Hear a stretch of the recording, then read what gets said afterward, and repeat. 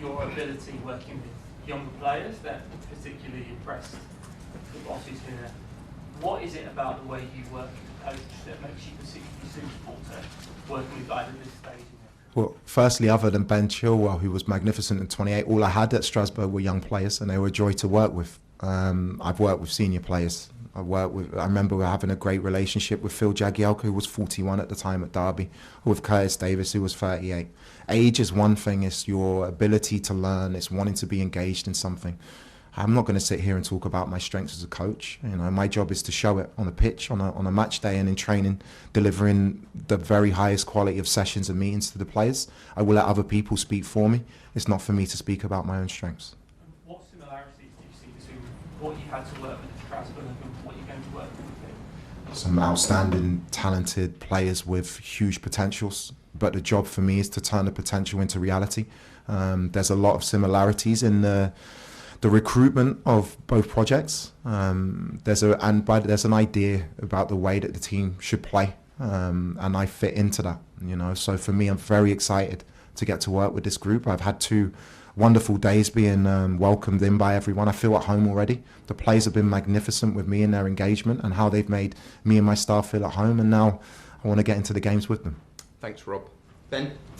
Liam, is your expectation that the leadership group for the players stays the same, captains, vice-captains, and specifically on Rory Jennings? Speak a bit about his leadership qualities, and is he a midfielder or a fullback? He's a very, very good player.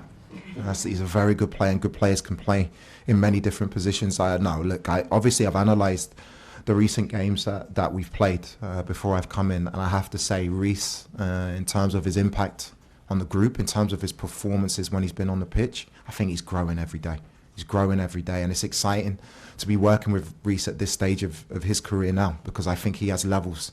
The exciting thing for Reece, he has levels that he can go to even beyond what he's performing now. I think that's where a lot of these players are.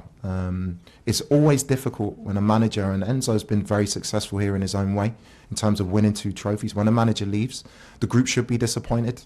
It's a bad thing if a manager leaves a club and the players aren't disappointed, then there's something wrong. What I've learned in the last 2 days, not just about Reece or the leadership group, all of them, they want success. All of them are honest. They've worked magnificently for me the last 2 days, and I can't wait to get to know them better and to try and help them in their leadership to come here for a long time. Thanks, Ben. And we'll finish with Dauda. In building your idea of football, which managers were inspirational for you? It was. I grew up with my dad, and my dad was a coach, and he was obsessed by football. Therefore, I was obsessed by football. I remember being probably 6 years old, 7 years old, Arrigo Sacchi's Milan, Louis van Gaal's Ajax, Van der Sar, Davids, Clarence Seedorf, Barcelona. My dad always encouraged me to watch teams from abroad because that was the football he enjoyed, and that's influenced my thinking in terms of the way I want to see my team play.